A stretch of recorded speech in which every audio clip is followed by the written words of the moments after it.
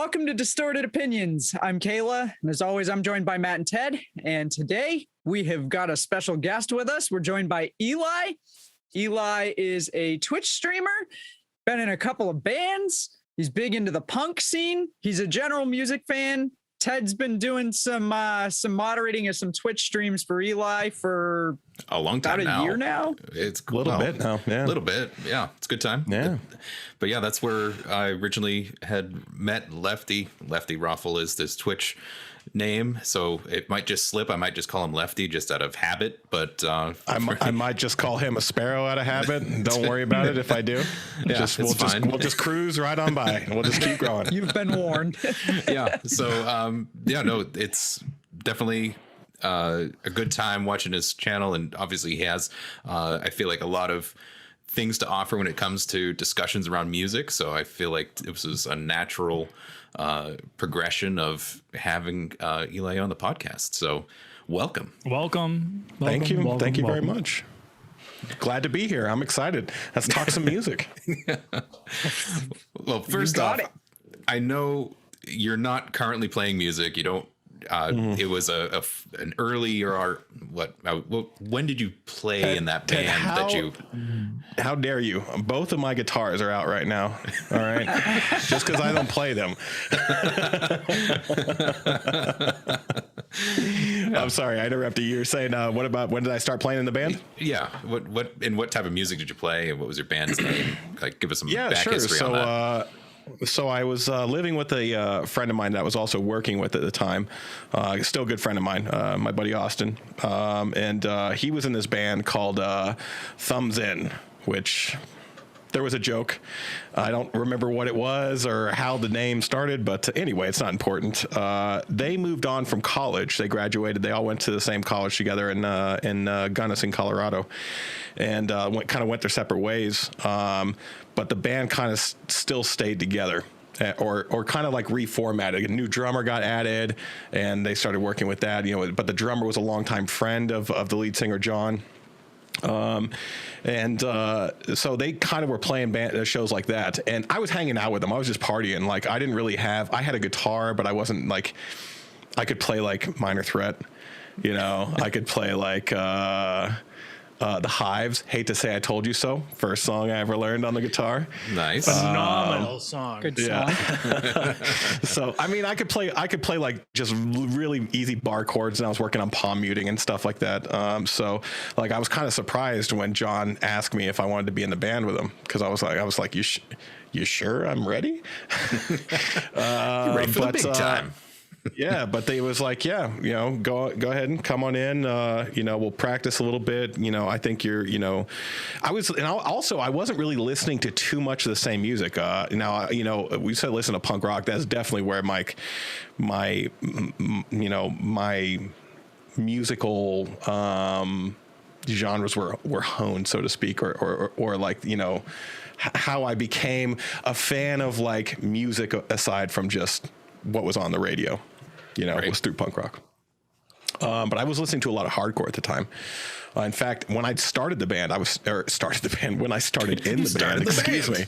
When I was invited to the band, and then I started the band. Yeah, when I took it over. I was straight edge at the time. I didn't even drink. I didn't do drugs. I didn't do anything.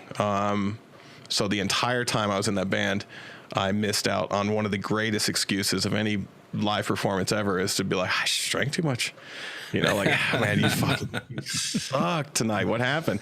Drank too much. I didn't have that excuse. Never had that excuse. I had to. I had too much water. Too much water, man.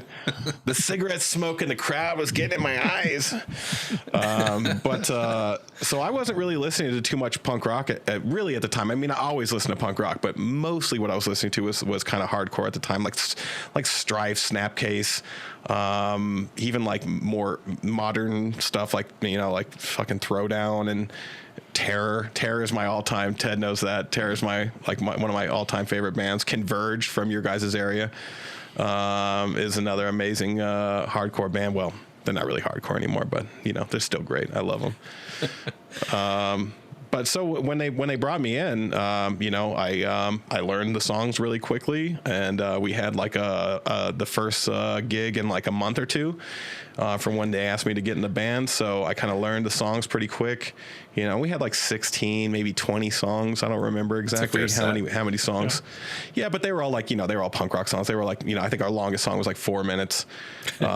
So by far our longest song was 4 minutes. I feel like a lot of those punk songs are already short anyway. Like, yeah, they are. They're very short. Double time. And they're so fast that it's like, oh, it's over. Yeah. So a lot of it was original stuff that John did. John was kind of the head of the band, the emperor of the band. It ended up being the reason I left the band. We'll get to that in a little bit. But when I say left the band, I was excused from the band by a vote. Oh, okay. We got There's a story. tracking. Yeah. So it was a good time, and it was exciting. I'd never done anything like that before. I think I played violin in like middle school, and did like recitals and stuff like that, but I always sucked. I was never good at like violin or anything. I remember my teacher pretty much saying that as much. It was just something that my mom wanted me to do. So I did, like it wasn't something I was into. It didn't feel cool. And there's something about just getting a nice power chord a couple palm mutes with a little bit of open, and just feeling a lot of power come out of your amp behind you. Like there's just something about that, and I think you guys all know that too, right? You guys all play, of course. Yep. So so that was the major motivator to perform live. With the band, and especially if you have like a half stack behind you or a full stack behind you. Right, and I did, because I had way too much money. I was a trash man at the time, and my rent was like $300 a month with like 4 roommates, and like so I had a Gibson SG, I had like a Marshall half stack, I had a wireless connection to my guitar back in 2005. Oh, yikes! Like that thing was like $500 in itself. I still have one. Yeah. So I definitely I had a lot of money and a lot of interest in putting it into this music thing that we were doing. So I definitely bought a lot of nice stuff. It's funny reflecting back, because I owned a half stack, and as much as it's great for looks, man, did it suck ass trying to transport it everywhere. Hauling it sucks. Yep. And then like my bandmate, the lead singer always be like, "Oh, so unnecessary. Bring your smaller one." We had when I was in a band called Theory Shift, we were our band room was on a second floor with a broken elevator and 2 flights of stairs. And every show, like we played, probably about 2 gigs every other week, and trying to rig that up back and down. And of course that's having like practice during the week too. Man, that was like, that had changed me to get this puppy over here, because it was just like, that's what Mike's for now. Yeah, it's definitely a hassle, right? It's definitely a hassle. It can we fast forward to you getting kicked out of the band, because that's that's the most exciting part, right? Interest peaked. So we all was good for like an hour. All was good for an hour. Wow, maybe an hour and a half. In an hour. You joined the band. Maybe an hour and a half. You managed the band, and then you got kicked out of the band all in 1 hour. It was an amazing thing. And you ate the whole ball of cheese? Wow. It went well for a while. And then I started to get comfortable and wanted more of a chunk of the band, because it kind of felt like John and the Third Floor Victims. Our band name was Third Floor Victim, excuse me, which is a reference to a song by Alkaline Trio off of one of their earlier albums, off the Maybe I'll Catch Fire album. So that was the band name under the iteration of the band that I was in, was Third Floor Victim. And I wanted it to be more of a band and less of a dictatorship. And John was kind of used to having his way. He would be like, here's my ideas. Here's what you guys need to work on. go work on it. We'll come back here. And, you know, like I don't know if it's like, I'm sure a lot of it, I'm sure was ego with me, where like I felt like, you know, like the boss of me. We're not even playing this song. I want to play this song. Yeah. I remember an argument we had over, he wanted to do a Prince cover. And I was like, I'm not doing a Prince cover. I was like, no offense to Prince, I just didn't want to do that. He had always shot down my ideas for covers, and I was like, now I come to you with punk rock covers, and you want to do Prince? No. So I started digging my feet in, or my heels in, and he was like, this isn't a democracy. And I was like, you sure about that? And well, it turned out to be a democracy because they ended up having a vote, and I got kicked out. It was a close vote. But they decided to move on without me, citing that they liked the way it was before I was there, causing trouble. Creative differences. Yeah, I was gonna say. Well, some people I was not the best at expressing myself at 23 or 24. You know, I had a real firm idea of the world and how it should be. Like, I feel like most people at that age, but times it probably by 2 or 3 for me. I didn't mind telling people my opinion about them. And I think I justified it to myself as like keeping it real. But really I was just being an asshole. And, you know, with age, you realize that, right? You get older and you realize that. But I was too young and had too big of a mouth, I think, at that point in time. Or sometimes you realize you're an asshole, okay, not even realizing you're an asshole. And you're like, oh, wow. Hey, it happens sometimes, yeah. Move back then. Ooh. I was kind of being an asshole right there, wasn't I? Like, whoops. Are you all good? But yeah, so we had a last meeting, and that meeting almost turned physical between me and John, and that was what. Then they voted after that. So that was pre-vote. Oh no. Yeah, that was pre-vote. So well, he started raising his voice at me, and I was like, dude, I'm gonna take you outside and drag your ass through the grass if you keep running your mouth to me like this. And we ended up not doing that, so that's good. That didn't happen, but tempers were definitely hot, to say the least. But yeah, that was the band, and we're still great friends. I actually want to have John in on my show at some point in time to tell this story and kind of laugh about it and joke about it, because this has been, this was early 2006 probably. When I left the band, there was removed from the band, however you want to say it. So, it was a while ago. And we're all good friends now. We don't see each other that all the time. Everyone's got kids and they're busy, and he still lives down in Denver. So plus COVID, Yeah, that doesn't help. That thing. No, so I know you still have your guitars and or some guitars. Some of them, yeah. What happened to your half stack and your SG? So I sold the SG and the half stack. So they were just taking up space, and I wasn't using them. I still had another small Marshall, not a cabinet or anything, but a big enough. Big enough. I played shows with it before because I didn't have the half stack right when I started the band. I was something I bought later on. You're still saying you started the band. Started in the band. I started that thing. They were nothing before me. They were nothing before me. Yeah. When I started. But yeah, I ended up, I just needed some money, and I had a friend of mine that wanted that guitar. He wanted that SG, and so I think I bought it for like $1,200 or $1,300, and I sold it to him for $1,000. So there you go. And it was in really good shape. There was nothing wrong with it or anything like that. But I don't know if you guys ever played SG before, but it is a phenomenal.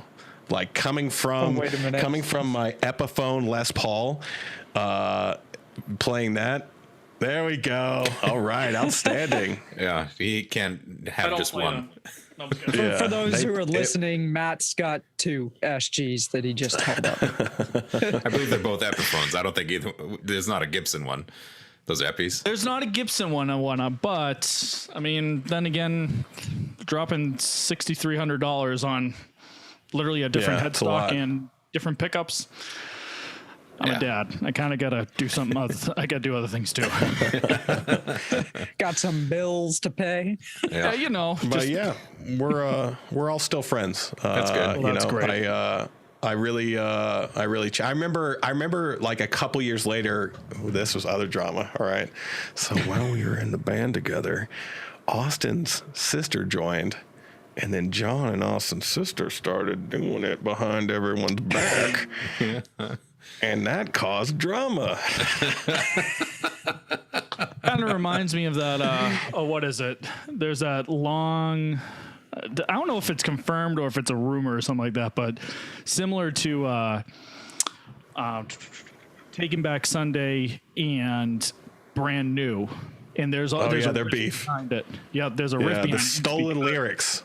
Stolen lyrics, but also one of the, I think it's the guitarist from Taking Back Sunday, and like the Brand New's lead singer's like sister hooked up, and then there was drama there. He broke her heart, and then it was a bunch of bullshit. emo drama, man. I remember going to a Brand New show, and it said they had a shirt that said "Mics are for singing, not for swinging." Not for swinging. which is a huge diss at Taking Back Sunday. So drama, man. That's I love amazing. that drama. I don't have that drama in my life anymore. I miss it. Just watch MTV. You'll get plenty of it. Is that still on? That's still a thing. I don't even know why they call it MTV. They should just call it like Not RTV, music. reality TV. Yeah, it's reality television. It's like nothing music related anymore. That's Although unfortunate. Beavis and Butthead is coming back. I watched Again? Beavis and Butthead Do America not too long ago, like Nice. for the first time in probably 15, 20 years. And they're It coming out wasn't with as bad as I another thought it was movie. going to be. Yeah. Nice. It's gonna I be was still good. with it. I was still with it. Paramount Channel. Gotcha. So on a different note, I know Lefty. See, here I go again. Eli, you've gone to many concerts, Yes. and a lot of knowing you, a lot of those shows have been underground or smaller venue. I mean, obviously you've done bigger shows too, but what of those? What are some of the most notable concerts you've seen, and where were they? All right, yeah, for sure. So there's definitely some eye-opening performances I've seen. One of the earliest ones is a Canadian band out of Winnipeg called the Weaker Thans, and they opened for this emo band called the Promise Ring back in the day, and I'd never heard of them, and I was fucking just blown away by them, to be honest. Really blown away by how great they were. So that was one that really was just a huge, it was one of those times where you're like, I'm so glad I showed up early to this show, because people will, people will be like, we'll roll in late. And I never wanted to be there. I always wanted to be there and see the opening acts, because I'd usually heard of them or heard some buzz of them or something like that, or at least one of them, right? Oh, they blew So up I always later, and you're wanted like, to. I got to see them way back in the day Dude, before they even were anything. I saw Newfound Glory open for. They were the opening of 4 bands. That Face to Face was the headliner. Alkaline Trio, Saves the Day, and Newfound Glory. It was the opener, and then Newfound Glory ended up being bigger than all of them. So it's crazy how that works. But I remember another one was the first time I saw Coheed and Cambria. I saw them open for Hot Water Music, which is one of my all-time favorite bands of all time. I said all times twice just to get the point across. But I had no idea, never heard of him before, never really, knew anything about him. And I was just like, holy shit, the pipes on this band. So that was another one that was kind of a really impressive. And if you guys have ever seen Coheed and Cambria live, you probably know what I'm talking about. They really know how to to play well. their I instruments. was going to say, Matt, you've seen them, I think. Yeah. I saw them. They're such a unique band. They're like it's funny because all their songs are based off of it's like a comic they wrote, and they base all their songs off of this comic. Which is it's like super you nuts, listen- right? It's crazy. I can't even think of another band that's done something similar to that. But it's just, I think Coheed just keeps getting better and better and better. It's one of those, bands that just they're so technical, and then just again the guy's pipes is. Yeah. To be honest, when first time I was at the back of the venue and I thought it was a girl. Because Claudio had like that the hair, it wasn't bushy like that. It was just like, it was really long and kind of that high octave singing. I thought it was a girl for the first little bit, but I left there with a t-shirt and a fucking CD. The only CD they had out at the time. Yeah. Nah, it was a punk rock show, man. I know. This was like $7 for a CD, maybe 12, 15 for a shirt. Nice. When concerts didn't destroy your wallet. Yeah. Just to find out that you see it on Amazon now or eBay. Yeah. But Yeah, no. One of the craziest shows I ever went to, though, that I did not expect to be one of my all-time favorite shows was Nick Cave and the Bad Seeds. If you know who Nick Cave is. Very, very influential musician. Been making music since I think the early '80s, maybe even he's been making music for a long time. I don't want to talk too much about him because I don't know too much about him. I just knew him a little bit, and a friend of mine was like, "Hey, you want to go to the show?" And I was like, "Yeah, sure." You're driving. Yep. Let's do it. So I went to go see Nick Cave and the Bad Seeds with them. I think they were signed to Anti at the time. That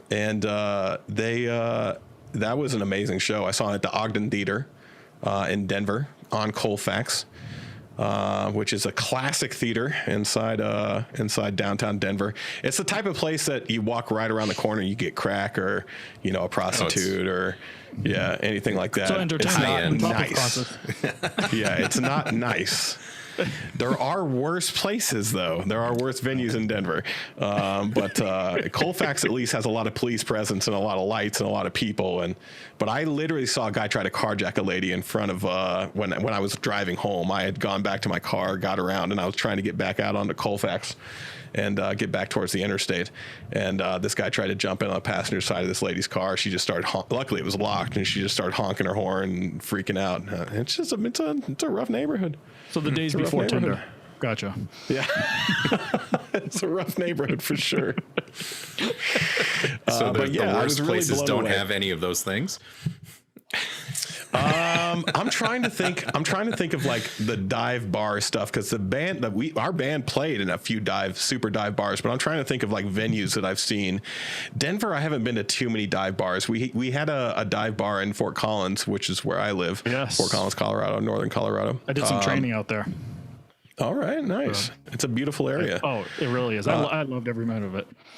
Yeah, we had a venue called the Starlight, which was, we have if you guys have ever heard of the Blasting Room, it's a big punk rock recording studio inside Fort Collins.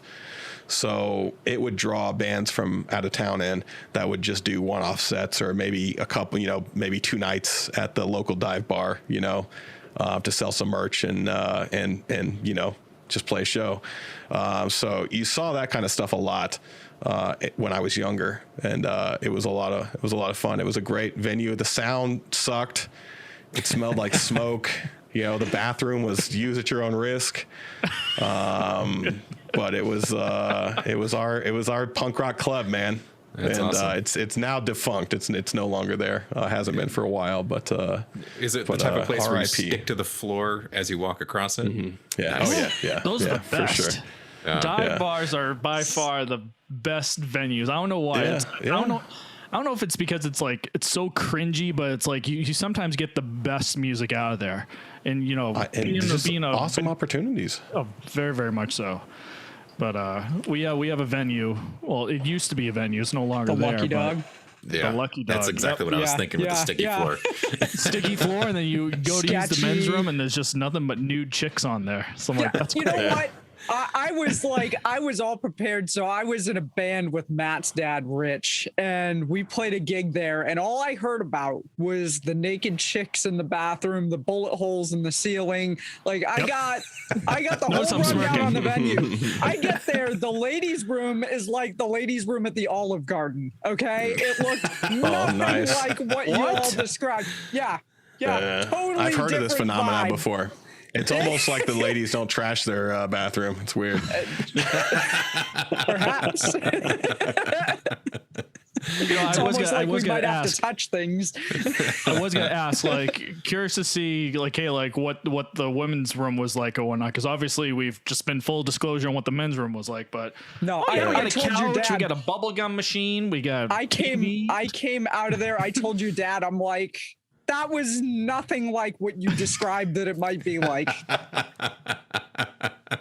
I was kind of disappointed, but also just a little bit relieved that it was not anything like what he described, because Where's I the was bullet holes bracing in our myself. ceiling? I mean, there's that, and then there's Ralph's Rock Diner, which I think I've talked about Ralph's on this show before, but Right next to Worcester. Well, I mean, the funny thing about Ralph's is that, so the first time, well, the only time I've been there was I was shooting a music video with a local guy who had a video production company, and I had never met him before. I'd only talked to him on the phone, and I had no idea where the place was. So I get to where I think it is, and I'm like, I don't know if this is it. I show up, the bouncer, he's got no idea that there's a music video being filmed. He's like, we don't know anything about a music video. There's no cell reception, so I can't get a hold of the guy that I'm supposed to be shooting this video with. So I kind of I sit in my car for a bit, and suddenly I see the guy come out with the camera. I'm like, this must be the guy that I'm looking for. So I go over, talk to him, find out I am in the right place. So we go upstairs, we get the equipment set up. This other guy who's shooting with us, okay, it's called the Rock Diner, but if you saw the venue, it's not a diner. They don't serve diner food there. But he says to me, he goes, I'm going to go downstairs and get a milkshake. Would anybody like anything? Oh, great story. I remember this one. And I'm like, really? They got milkshakes here? I'm like, no, I'm good. Thanks. He comes back 5 minutes later. He goes, oh, they don't serve milkshakes here. And I'm like, really? I wouldn't have guessed in a venue like this that they, I mean, even if they did, honestly, would you want one from this venue? Because, I mean, if you looked at the place, it looked like it was stuck in the early 90s grunge era. It was... The stickers on the stairs upstairs for the upstairs Yeah. stage. It was super cool. Gotcha. You could get a cheeseburger, though. I could confirm it. Okay, some diner food, just no milkshakes. Oh, I mean, So... The milkshake was a lie. Yeah. Yeah, I was like, okay. it was no Archie's. Yeah, I remember going to Ralph's once, and Matt's band was performing, and you were the opening act for another band called Stone Crusher, which I didn't expect to be blown away. Speaking of, small underground groups, but Stone Crusher, the dude's voice, the lead singer, he's like 7'1". The dude's massive, and he didn't have a shirt on, which is also ridiculous. And he's got long hair, like he's out of Iron Maiden, and he has a vocal range that is utterly incredible. It goes from the super lows to the 80s, like the Judas Priest highs of vocal range. Outrageous. That band was pretty nuts. And I got their CD. It was a burn CD. Literally, they just burned it on a regular burnable I remember CD. those days. Yeah, $5. Yeah, I was aggressively aggressively persuaded into buying somebody's mix CD one time at a gas station off of Colfax. Oh. Where I was like, it was kind of like, you either going to buy this or I'm going to kick your ass sort of feeling. And I was like, hey, what's $5? Here you go, buddy. They're all over Hollywood Boulevard. It's hey, why don't you buy my tape? Buy my CD. Yeah, no, those are the worst. I hate those the high pressure. Hey, get this out of here. No, I don't want they're it. all down there. No, I'm not interested. We have, you guys were talking about a good place to get food. There's a venue in Denver, not too far from Coors Field, where the Colorado Rockies play. It's like in an area called Lodo, lower downtown, called the Marquise Theater. And it plays punk rock shows, lots of punk rock, hardcore, that type of genre type shows. And it has a great pizza place in it. And when you go in to the bathroom, it's like clean and shit.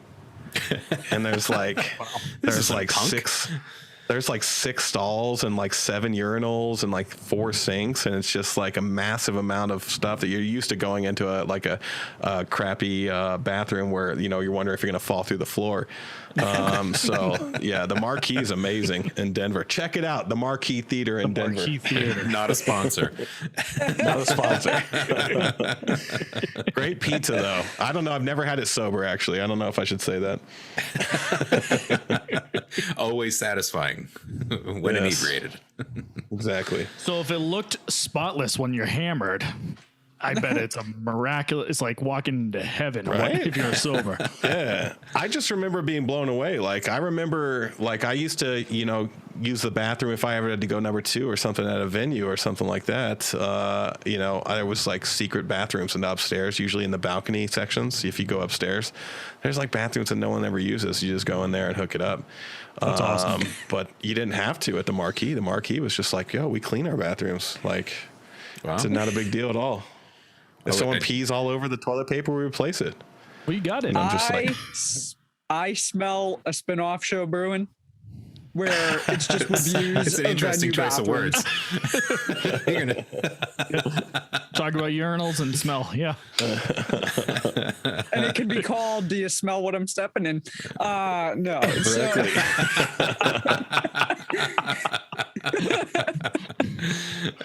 oh, man. Well, That might have to be a 2-part segment because, man, all the jokes I can make in that one. yeah, geez. it's right up your alley. You can fill it all in. Oh, no. Man. So, kind of on the same lines of the concerts, I know yesterday, so Ted and I kind of had a pre-show meeting with Eli yesterday, and we were chatting a bit. And I know, Eli, you were saying that there aren't many concerts at this point in time that you would camp out to go see, but I'm wondering what bands might you be willing to camp out with no AC in the rain to go see? Are we doing Dead or Alive, or are we just doing either? I feel like you have to do one current and then one any. Yeah. one any? All right, my any one would be the Clash immediately. Okay. I would do No-brainer. do almost anything to see the Clash perform live. As far as someone, a venue, or a band that could actually still get back together and play, or something that I'd love to see. And while you're thinking about that, just to backtrack and give some greater context. So we were talking about different concerts and how Eli is not a fan of festivals where you camp out for numerous days. We have friends in our internet circle that are all about, the European festival scene where it's multiple days, you camp out. It could rain, it could be muddy, gross, whatever. Like a Bonnaroo? The Woodstock of Europe. A Woodstock of Europe, or whatever. the Woodstock 99 of Europe, though. Yes. Not like yes. not like the Yes. first one. Yeah. To be specific, yes. 99. And so Eli was saying that, it's not fun to go to shows and have to put up with all of that. But what would be worth it? What band would you go through, that camping out to, for days just to see them play? So I think the hard part would be to try to narrow it down, because it would have to be a festival, right, where there would be a few bands. Like it could, if there was one band, maybe, and this is like a smaller band that maybe a lot of people aren't familiar with, but a band called Jawbreaker. I would do a lot to see Jawbreaker. I got into them after they broke up, and I never had an opportunity to see them. So that would be one of them. And then there's also a band called the Murder City Devils, and they have done a reunion tour, but I did not get to see it. So I would love to see that. And then the third one, can I do a third one? Absolutely. Of course. We'll call it a At the festival. drive-in. We'll call it the festival. drive-in. Oh, yeah. Okay. At the drive-in. At the drive-in. At the drive-in, I was going to go see them. I had tickets to the Denver show, and then they got into that van accident. And with only like 3 or 4 shows left, so they just canceled the rest of the tour, and then the band broke up and did their own separate stuff. You know, did Sparta and the Mars Volta and all that stuff. But again, they're touring again, from what I understand. They're touring again. I would say Rage Against the Machine, but I done seen them already. They're going to be out at Boston Calling this year, or is it they're lined up for next year? That's lined up for next year, I believe. Next year they'll be out here, which is kind of nuts because they play in California all the time, obviously. Yeah. But to get them out on the East Coast is kind of a to do. But the tickets are like $300 something. Like, yeah, that's the other good question is how much you would pay to Right. because at some point you got to be like, what do you think I am to you? You know, like at what point does the ticket price become an insult? You know, so that can become an issue.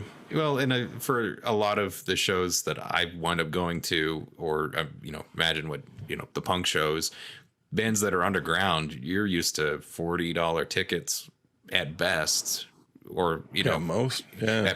so to go to see a band that's like, oh yeah, $350. Yeah, I don't know. I think I paid like $150 for AC/DC tickets on 2001, and that was the most I'd ever spent on concert tickets ever at that point in time. Yeah, I think By I spent far. 110 to be in the pit at Ozfest, like right under the stage. Like that was super close. Yeah, That was really awesome. I don't think then- you'll want See, to know what I was always a paid. Warped Tour guy. Oh, I've yeah, always let wanted me to guess. go It was to at a Warped Tour. Metallica concert ticket that Well, you we've paid. we've talked about it. But it was that last round that they came through here in Foxborough, and I was going to that show one way or another, and I decided I was gonna get decent seats because the last time. So I've only seen Metallica twice. The first time was Summer Sanitarium. 2001. Was that Summer Sanitarium? 2001, No, it was 2003. 2003. Okay. Which was, Matt went to that. Our friend Harris, Kevin, I think it was just the 4 of us. Yeah, I didn't go to and that we one. were, Ted, I don't remember if you No, I had think something Ted going on. went to that one. I don't know. But we had our seats were way in the back of the stadium, like opposite the stage. And so I decided that now that I'm an adult with a job and I have a little bit more money, I was like, I'm getting better seats. However, as expensive as tickets seemed in 2003, in 2017, tickets were even more expensive. And so I bought 2 tickets they were like 6th row up on the side seats right next to the stage. And I didn't even know who was going to take the second ticket. I was just like, I'm getting 2 tickets and I'll find somebody who wants to come with me. And I ended up, I think Ted, I'd asked you if you wanted to And I go. couldn't You go. had something going on. And I ended up, so I didn't realize my boss at the time was a big Metallica fan, and I knew my coworker was. So I offered the ticket to her, and I didn't ask her to pay me back or anything because I was like, I free was ticket. going anyway. Yeah. So Yeah, come to find exactly out, my right. boss was a fan too. So long story short, I think I'd have to look for the receipt. You didn't which get is a raise somewhere that around year here. because it went to I your wanna coworker, hear- not your boss. Yeah. But I made up for it. And I'll get to that story in a second. That's a brief story. But I want to say it was about $500 for the 2 tickets. Oh, so 250. Maybe a little more. A lot for one show. Like for a festival, that's nothing. But for one show. Yeah, Yeah. and it was who played Local H opened, and then they had was it Mike D from the Beastie Boys, and I think there was one other. Oh, geez, why am I blanking on the name of that band? They're a Danish band. Oh God, it's gonna come to me at like 1 a.m. when the don't mind the door opening behind me. My cat just Ghosts. decided to emerge. I can't remember the name of the band. I prefer to think it's a ghost. Yeah. I know zero Danish music, I think, so I can't help you here. These guys they're a pretty big name rock band. I like raspberry danishes sometimes. They've been getting a lot of play. What the hell was their name? It's gonna come to me in a way. It doesn't matter. Anyway, there was another band that played, and so fast forward a few months later, Kirk Hammett has an exhibit going on at the Peabody Essex Museum in Salem. He's got a horror movie poster collection. Yeah. And so he did a whole exhibit with his horror movie posters at the Peabody Essex.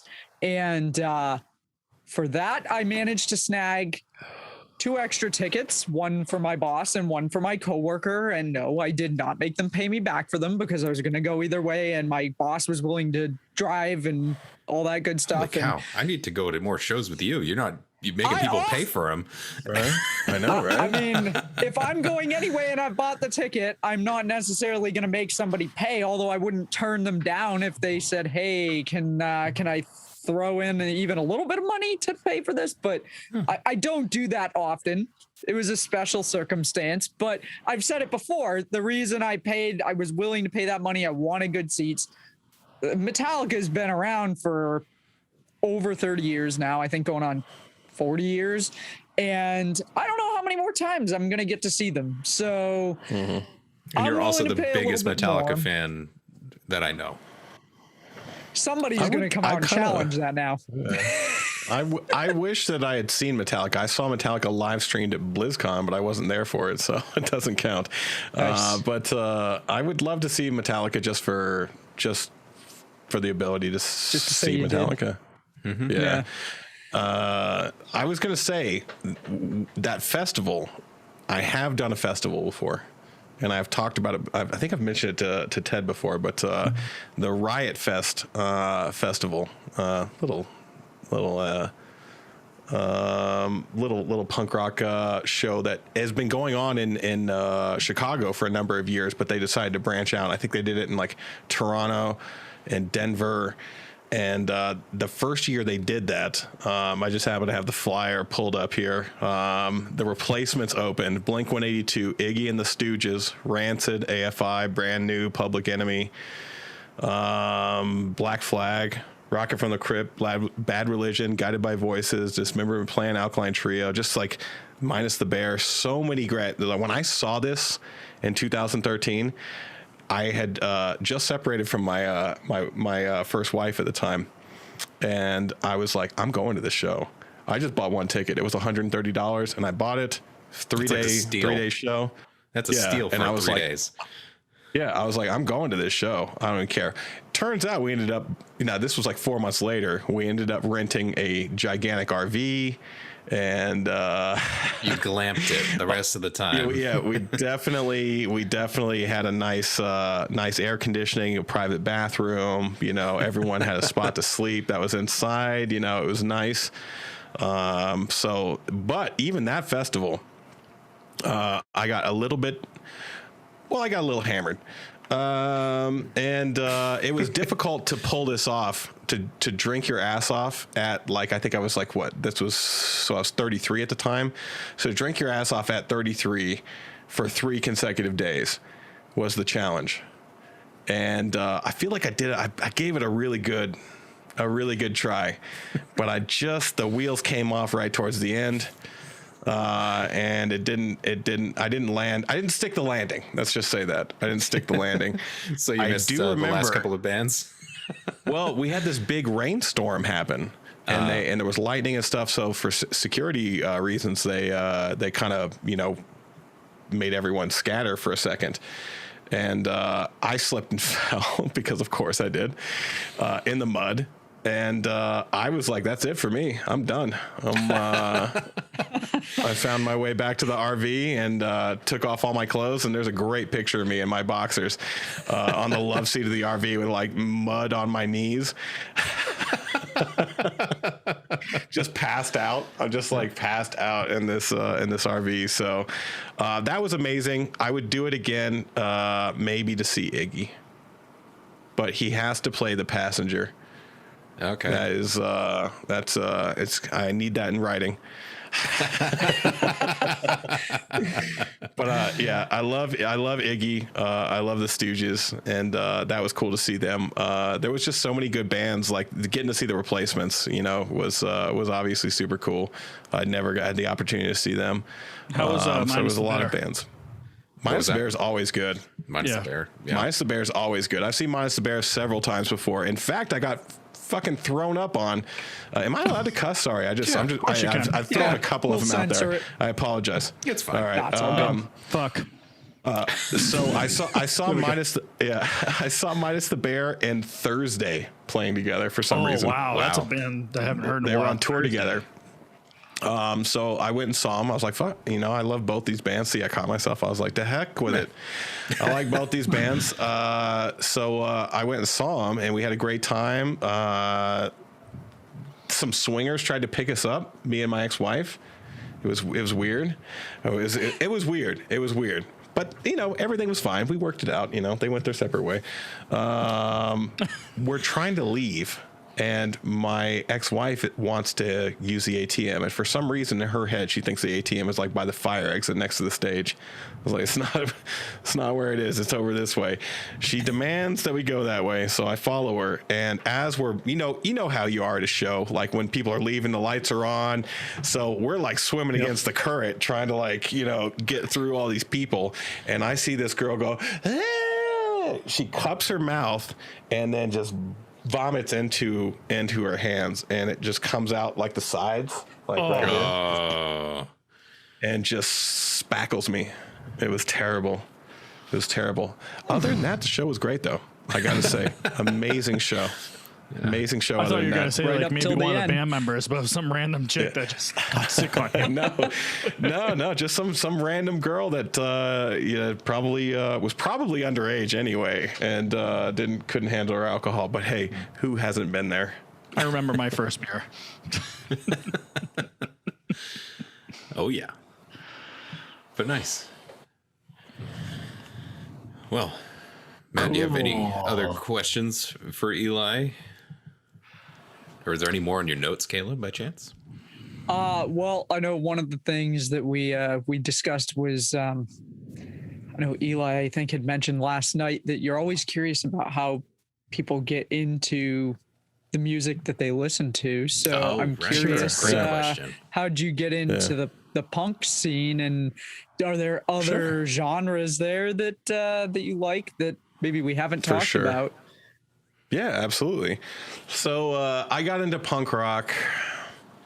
First of all, I should say that I was raised by a hippie. So a lot of me getting into punk rock was like a revolt from, the Grateful Dead and Led Zeppelin and that stuff that I heard growing up.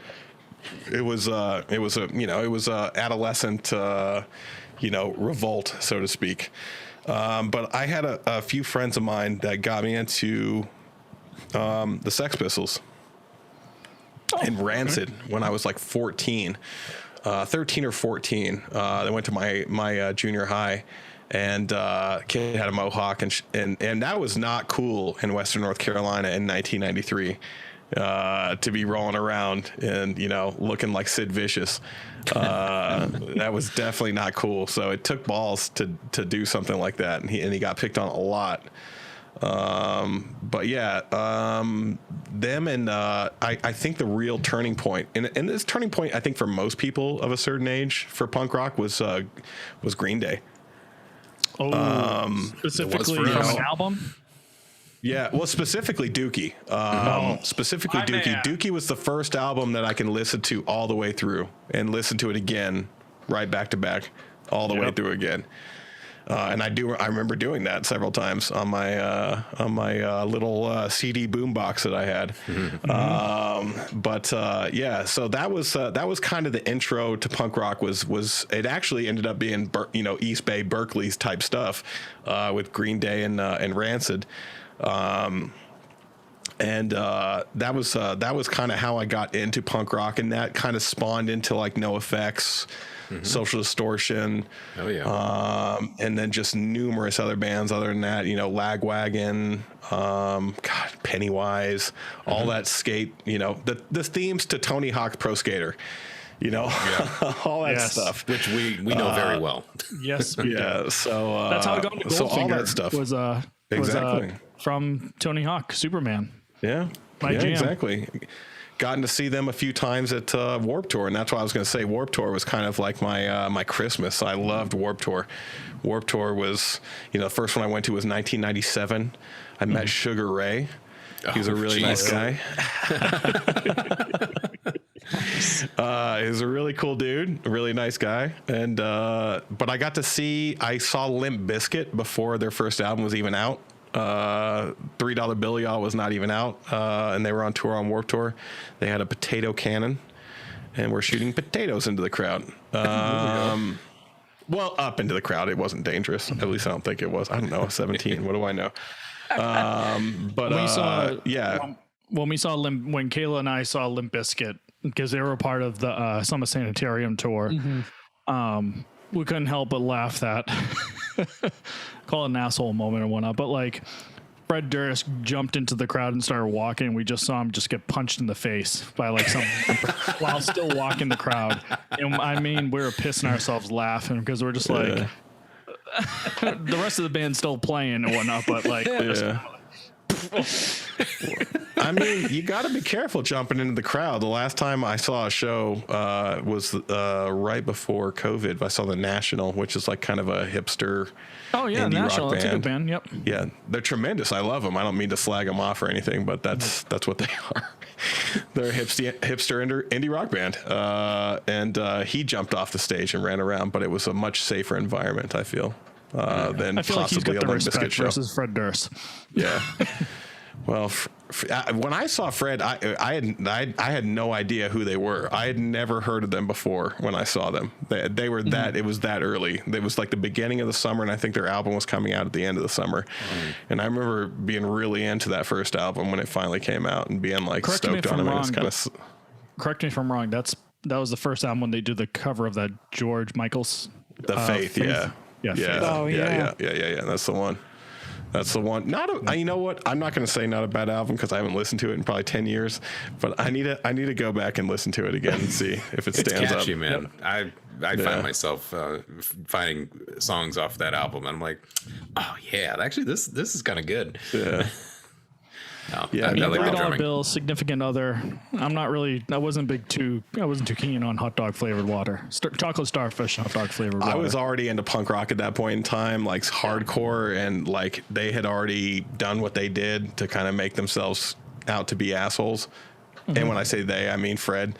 We know. So yeah. So I think I was already over him at that point in time. At that point in time, I was moving into like, I was skateboarding a lot, and I had a lot of older friends. I was in my late teens, early 20s, and I had a lot of friends that were a few years older than me that had been listening to music, for longer than me. They knew more about it than I had, and they recommended great music to me. Bands like Modest Mouse, Built to Spill, Jawbreaker. Like I said earlier, my good friend Andy introduced me to Jawbreaker. He introduced me to Hot Water Music. What's another one would be Dinosaur Jr. All these bands that had like a lot of video or songs in skate videos, right?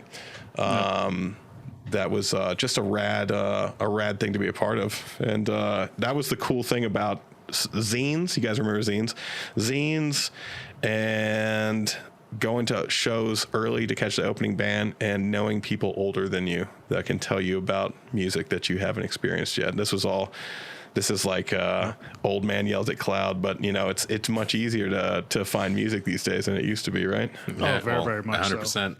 We've talked about it in prior shows of, you wind up going to the CD store and you just buy the album and for that one song. Or I've definitely gone in and I'm like, well, the album art looks cool. I'm going to try it and spin the wheel to see if this is actually worth it. For sure. And I've actually lucked out a few times. I'm like, oh, it happens. I've never even heard of this band. This is actually really good. So yeah, it can happen that way too. They're out there. It's awesome. But now I got YouTube, so that's wicked easy. True. Wicked easy. But yeah, that's kind of how I got into punk rock, and hardcore was towards the end of high school.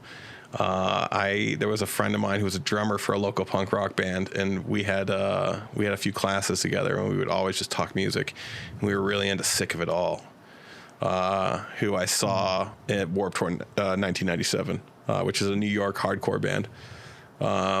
And not the traditional sense of hardcore, more like the Agnostic Fronts type of hardcore. Right. But they were a great show, and we used to talk about hardcore back and forth, and talk about starting a hardcore band back in high school. I didn't play an instrument, I didn't know anything about anything, but we were just talking about doing it. And I started getting more into hardcore. I saw, you guys know the band AFI. I was a big fan of AFI in high school. So we're talking before they kind of turned the kind of dancing dark. Yeah, I like it, but the earlier stuff is what I was into. Right. And so that stuff was what I wanted to play, what I wanted to get into. And I saw AFI at that dive bar I was telling you guys about, the Starlight, and they had a hardcore band, a West Coast hardcore band called Ensign, open for them. Oh, I've heard of And Ensign. that was like Ensign was like the first kind of traditional hardcore band that I saw live, kind of like the Youth Crew and beyond. Whereas Sick of It All is kind of like weird New York hardcore from the late 80s. Ensign was like Strife or something like that, and it was from the West Coast. And which was strange. Well, I guess Strife was from the West Coast, doesn't matter. But it was my first time I saw like a legit hardcore band, and that kind of changed me a little bit. And I kind of went through different, listening to a little bit of punk rock, a little bit of emo. And when I say emo, I don't mean like My Chemical Romance. I mean like Get Up Kids and The Promise Ring and the Merrimack Valley stuff. It's close to you guys, right? A little bit, yeah. Yeah, so the skinny girl jeans with the belay clip and keys, that kind of stuff is what I'm talking about, not so much the makeup and the sassy haircuts. Yeah, so... Eli, I feel like you're a guy that you probably also... I wouldn't be surprised with the amount of bands that you've seen, but maybe 30 Seconds to Mars is on that list. That's the Jared Leto's band, isn't it? Yeah. Yep. I can't say that I'm like a huge fan of it. Like, it's never really necessarily. I mean, but like, I remember they had a few songs that I liked. The first album that they came out with, there was a couple of really good hits on it. Yeah, because I wound up going to one of their shows. Though they were playing at one of the shows, went to, got the CD and met the band. They were at the table, got the CD signed, and really, really nice. But yeah, that first album is the only one I really listened to from them. But there was a couple of good tracks. Is it that I one we're talking think about? so. That sounds about right. I'm gonna have to Wikipedia it now, because Wikipedia's, you could count on them. That's a legit thing now, right? Yeah, absolutely. High quality research done here at Distorted Opinions. That's right. A beautiful lie. A lot of my hardcore came from my buddy Sean, though, who I've had on my show before. We call him Boston Sean because he's from Boston, and he got me into a lot of hardcore, a lot of good stuff, and that was kind of where it took off. That was when I started like thinking more about being straight edge and started being more down with the scene of hardcore in my early 20s. Hey, eventually broke the edge. Edge is love dull. my beers, love my weed, but I still think that straight edge is a good thing for maybe not for kids. But for people in their early 20s, I just think kids, there's a straight edge gets a lot of shit for being a phase for the under 21, right? It's all cool to say you're not down with something when you can't get it. But once you get it or can get it, are you still going to feel the same? And for most people, it's not. for the most part, people grow out of it. Some people grow out inside, but there's people that are 40, 50 years old. They just don't put X's on their hands anymore. They still live the same lifestyle. But in the end, at that point in time, it was not the right decision for me. That's all right. No, I do, to jump forward to your Twitch streams. You've certainly been, your Twitch partner, which is awesome. And represent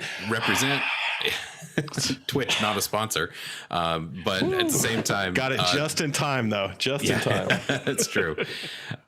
So have been playing some music on your on your stream, and your playlist is pretty well rounded, to be fair. And it's not just your hardcore and punk songs. You've got everything else. A lot of hip hop in there. A lot of post rock. Jesse's Girl's on there.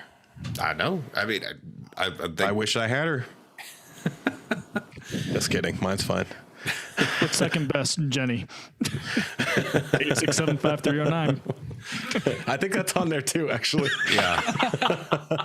No, but your playlist is pretty well rounded. It has a lot of different things. And so I know, as much as we're talking and focusing in on a lot of your hardcore and punk preferences, but you obviously listen to more than just that. It is well rounded, in my opinion, from everything else that you put on. And like earlier today on the stream, your Marky Mark, was it the and you're like, not right now, and you're just like, it comes on all the time. I feel like Good Vibrations comes on way too much. I love the song, but it's like a once a month song, not a like 3 times a week song. You know what I'm saying? Sometimes the vibrations one much. Yeah, you don't want too many vibrations. You definitely don't want that. Yeah, so for sure. But I listen to a lot of stuff, man. I listen to Icelandic music. There's a Icelandic band called here's the thing, I'm going to say it, and I'm going to say it wrong, and one of your listeners is going to annihilate me for saying it wrong. One of your listeners now listening to this episode. Oh no, they better not. I'll ban you. It's okay, listeners. Yeah, I'm the moderator. I can ban them. It's fine. Yeah, that's true. It's true. I don't ban people. Sigur Rós, though, or Sigur Rós. And you probably recognize some of their songs from movies or something like that, but they're a really great band, and it's a really interesting thing for me to listen to a band that I have no idea what they're singing. They have very few English songs, but I still just love it. See, I don't know what Eurovision is, other than that there's a movie with Will Ferrell about it. That's all I know about Eurovision, and it just happened apparently. That is my knowledge of Eurovision. I highly, again, not sponsored by it, but highly recommend that movie. It's all right. I'll actually check it out. Catchy tunes on it too. Me and the wife definitely saw the trailer for it. And we're like, what do you think? We were like, I don't know. We watched other stuff, but I hadn't heard anything about it, whether it was good or not. So Matt's a big Will Ferrell fan too. So well, who isn't? He seems like a good guy. My wife's not. I'd get a beer with him. I'd bring him on the podcast. Heck yeah. Or on. He'd be great. Bring him on. So yeah, bring him on here. That's great. Why haven't you guys had Will Ferrell on yet? That's a great question. Why haven't we? I mean, we're only 6 months into 2021, so I mean, we still have time. Yeah, that's true. Still plenty of time. Just get him on Twitter. I'm sure he'll respond. It's no problem. He'll respond. I don't know if he'll be as easily accessible as I am, though. You might have to. Yeah, you might have to work through his agent. Might need a bigger budget too. Instead. Yeah, but no, I think music. I think everyone should be well-rounded with their music. To be honest, I feel like music is like food, and if you're just chowing down McDonald's all day, you're missing out on so many other things. And if you challenge yourself to this delicious curry, or to maybe this Thai food, or to something else, you're going to find something that you love that you didn't realize you love. And I feel that way too many people don't challenge themselves with music. we have an example of a mod that used to be on my channel that would, whenever we would watch music videos, would always just post the same type of music. And I was just like, one of these days, this dude's going to blow my mind and just post something different. He never did. But still, I was just like, one of these days, he's going to post something different, but yeah, so that's just, I think that you can get too focused in on a type of music, or what you're into, and end up eating McDonald's the rest of your life if you're not Very careful. true. Which is a great segue to going into what our show is about. And, for listeners out there, who've been continuously listening to us and whatnot, we have a playlist that literally describes, what Eli just mentioned. Okay. Our playlist is not McDonald's. All right. Our playlist is McDonald's and Burger King and Wendy's. Yes. And a Taco Bell, Subway, all of it. Jersey Mike's. Ooh. And maybe you might get some Thai food in there. Hey, you might get some Chinese, some Japanese. Hey, throw in some Ethiopian food. Well, we had that Mongolian band that I tossed in, that Mongolian folk band a couple weeks back. Yep. We did a whole episode on international music. Mm-hmm. That we did. Kind of like what you guys is I should have listened to the international music episode. I didn't know. I mean, what is your guys's? I mean, what's your guys' jam? I'm going to be honest. I'll lead with it real quick. I'll ask you a question, then answer it for you. Perfect. I don't want to have to think. That's fine. Host and guest. Yes. There's a movie called The Thin Red Line, which is a World War II movie about the Pacific War. And it's directed by Terrence Malick. Sorry if I'm slayed the last name there. But the soundtrack to that has some great Malaysian chants. I think they're Malaysian, Indonesian or Malaysian chants to it. And man, if they are not catchy. And I actually purchased that CD. It was like the second volume of the soundtrack, where it had a bunch of these weird chants that were just like very rhythmic and just man, they just slapped. All right, there's no other way to describe them. They were just really good. And when I think of world music, that's what I think of. Like I think of somebody coming across my Malaysian chant CD soundtrack from The Thin Red Line and being like, what the hell is this? Can you, at the top of your mind, think of a particular song off that soundtrack? I can't think of it right off the top. It's been a while since I've listened to it, so unfortunately I can't draw anything right back to it. But there's a score, and then there's that one. So there's 2 volumes of it, and I'm sure it's on Spotify. So if anyone that's listening wants to check it out, use promo code LeftyROFL. Oh, good. Just kidding. It won't work, and there's no place to enter it in. Well, we do have an honorable mention part in our soundtrack, so that wouldn't be a good. No, to answer your question, we were basically picking various countries and picking an artist from that country, and then kind of talking about that band, what they do, what's different about it. And so we just literally pick various countries. And I mean, for the 3 of us, we tend to lean in the rock genre most of the time. But we certainly have other interests at the same time, but it is very kind of rock heavy for the most part. I mean, if you're really into checking out eclectic music, there's an app. I haven't listened to it in a bit, but I talked about it on that episode, and I talked about it, I think, in another episode. But there's a website and an app called Radio Garden, and somebody literally I literally just pulled it up. Are you familiar with it? I was going to talk about it. Yeah. So I discovered this, actually. Somebody I know from high school posted on Facebook about it, and then I proceeded to spend the next 2 hours with my coworkers messaging back and forth like, "Hey, check out this station." But you got to check out Alumbatar rock hits, Mongolia's best rock hits. No kidding. I mean, one of the things I really have enjoyed. I mean, initially, I went straight for the stations in Ireland because I love Celtic music. But then I started clicking around a bit and found my way in Northern Africa.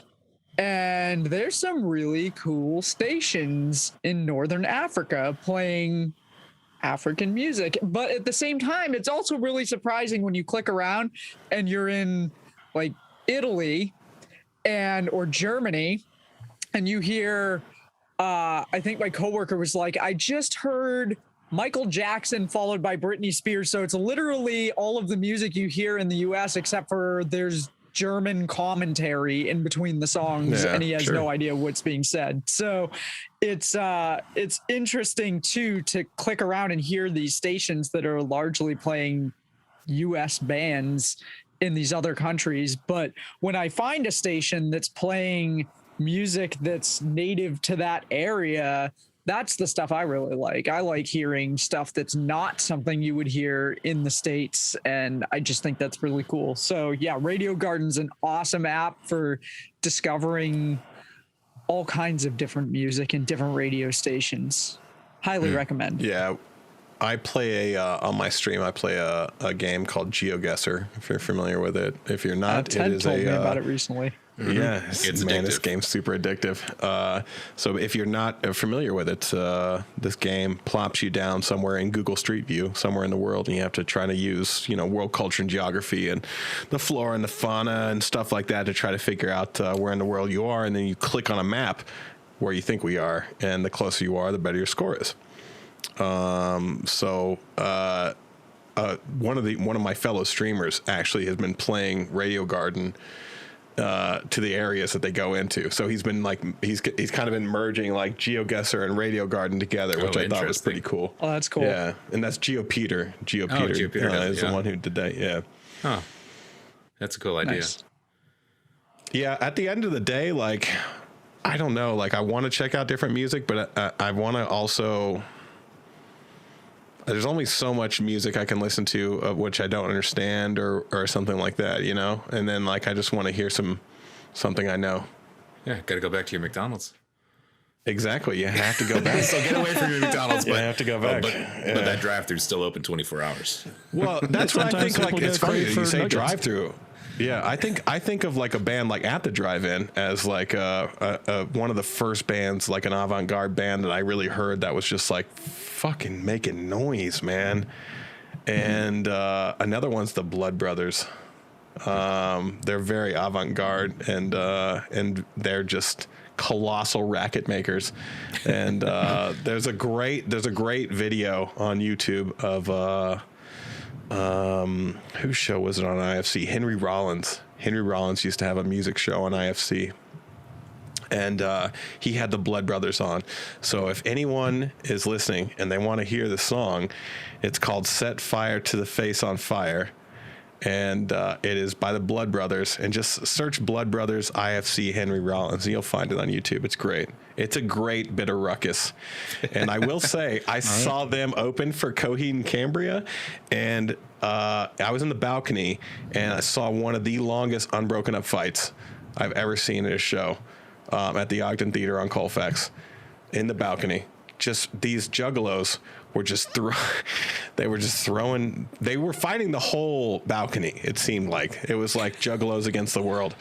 And I still don't know why they were there, to be honest. They didn't. I don't really. Is there a juggalo following a Coheed and Cambria? I'm sure there's not for the Blood Brothers.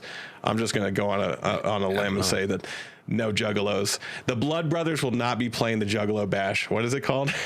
Their festival. Yeah, they have a big festival. I kind of want to go to it, guys. I kind of want to go to it.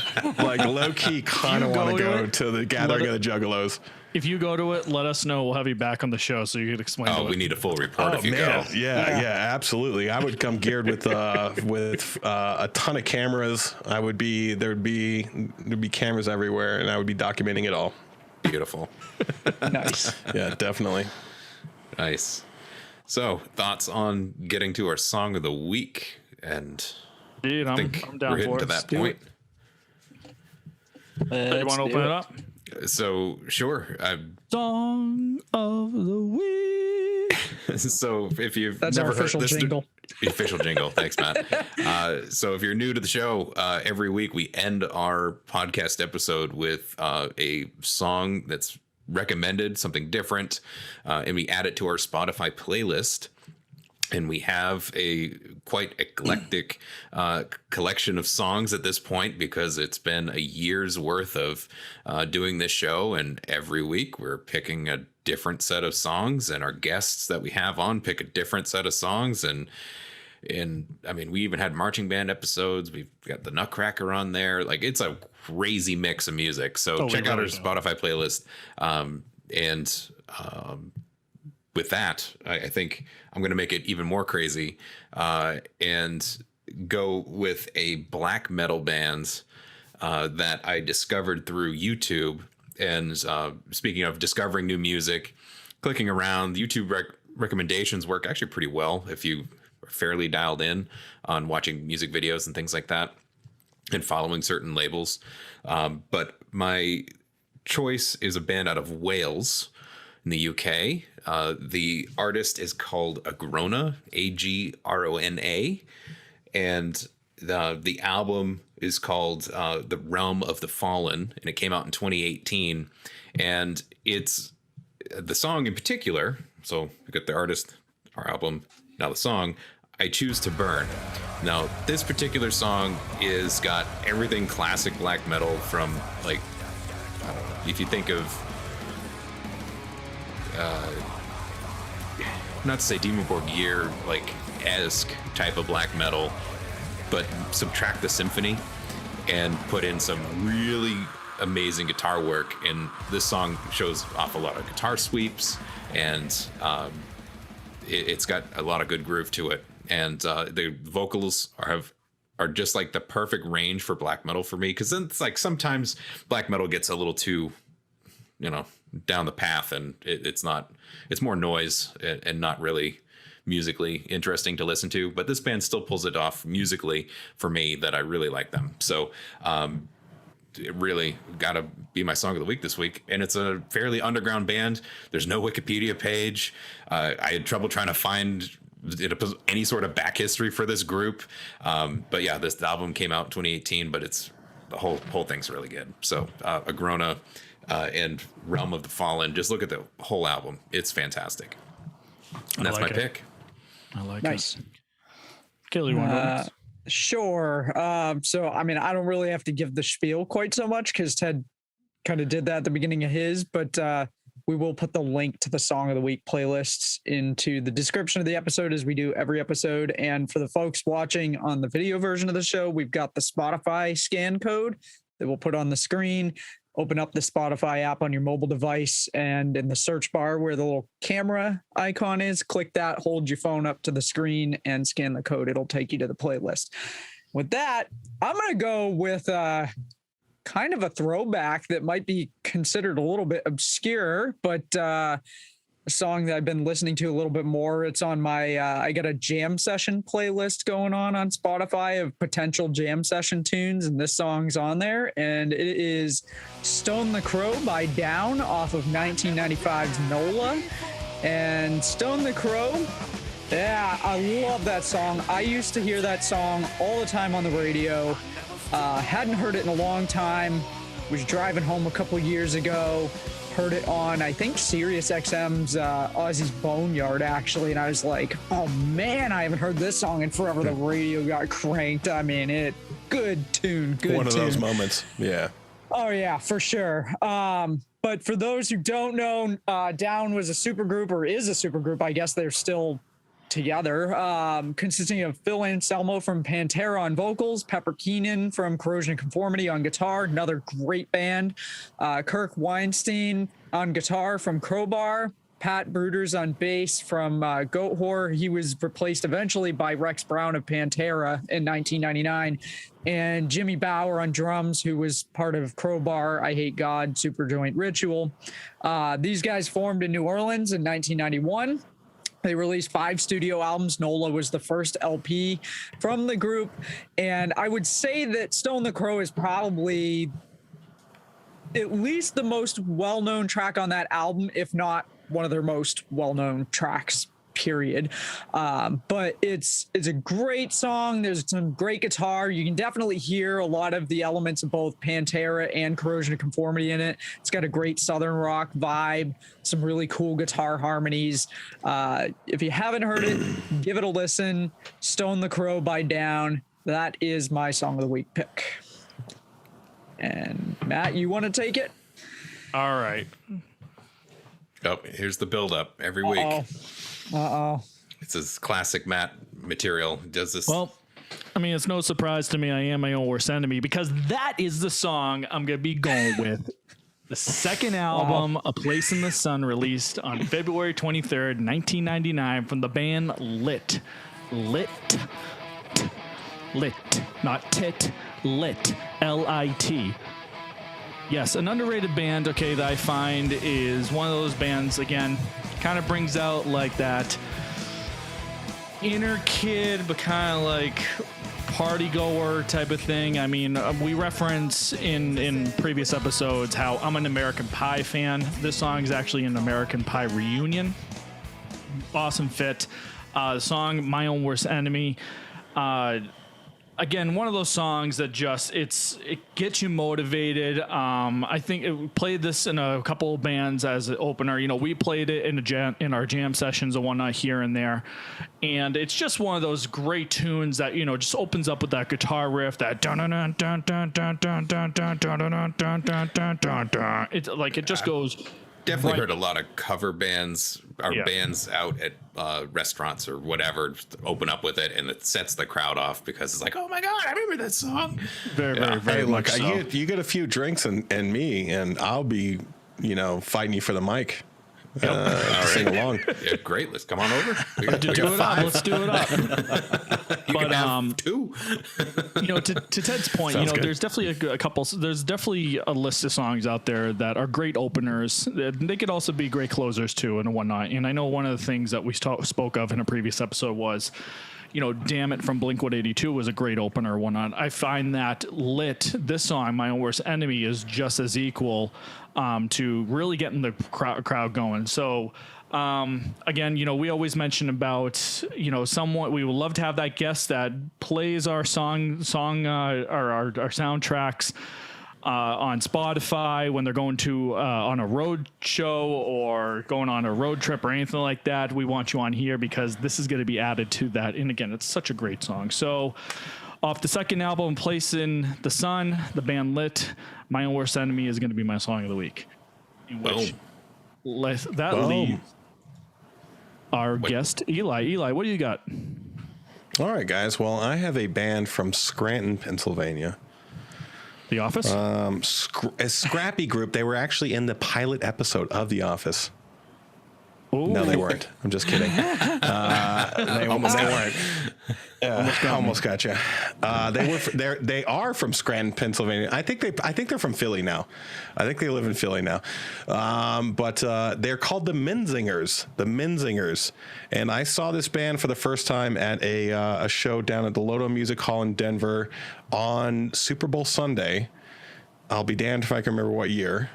Had to have been 2013-ish, 12. It's not important.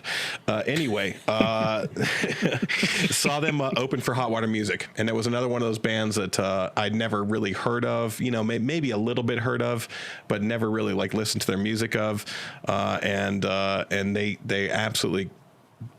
They crushed it, man. They were almost as good as Hot Water Music. So my favorite song of theirs, and the song I've been jamming out to a lot, and the reason I've been jamming out to a lot is because, guys, ladies and gentlemen, this is going to be my first post-COVID show. It's going to be my first post-COVID show. Nice. Live music returns. So October 1st. Gentlemen. Yeah. Finally. October 1st at the Washington's concert hall or whatever it's called here in Fort Collins. I'll see the Menzingers. And the song for my song of the week is In Remission. It's just a great song. It was one of the songs that they released ahead of the album, one of the singles off the album.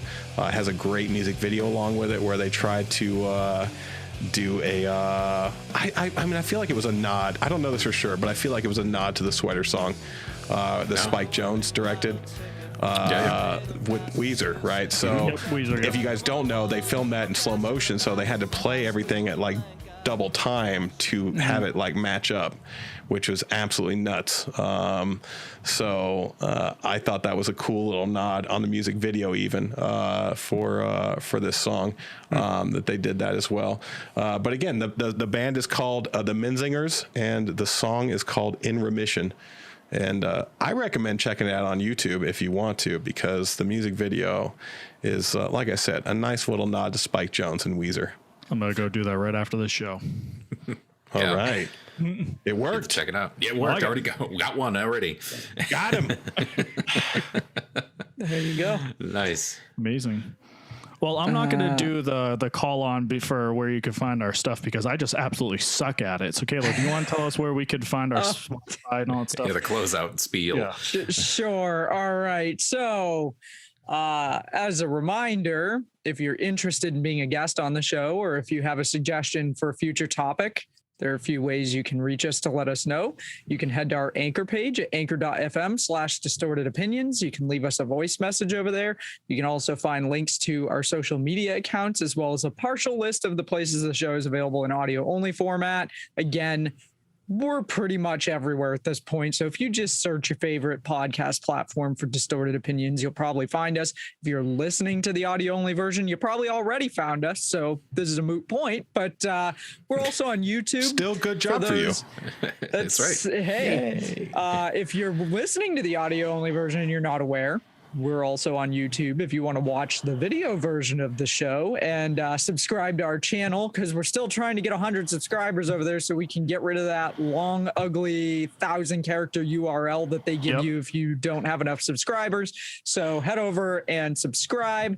You can also find our subscriber at onlyfans.com. Oh, God. No. I'm not Just aware of OnlyFans? Is there another? Yeah, no, I'm you're sure not going to if you find were us on there. OnlyFans, I'd have already stumbled onto your content, so I already know you're being facetious with me. We are on YouTube. That is the only place that we are available in video only format. You can also send us an email if you're old school and you like email. And their email address is distortedopinionshow@gmail.com. And we love getting emails. Leave us a comment on social media. Pretty much no matter how you choose to reach out to us, we're responsive. So with that, thank you, Eli, for joining us. It's Thank you been for a joining us. blast having you on the show. Oh, and one last shout out. Eli streams, as noted, but LeftyROFL on Twitch. Check out his streams 5 days a week. He's an absolute maniac. Come to my stream. Come. We'll Monday through Fridays.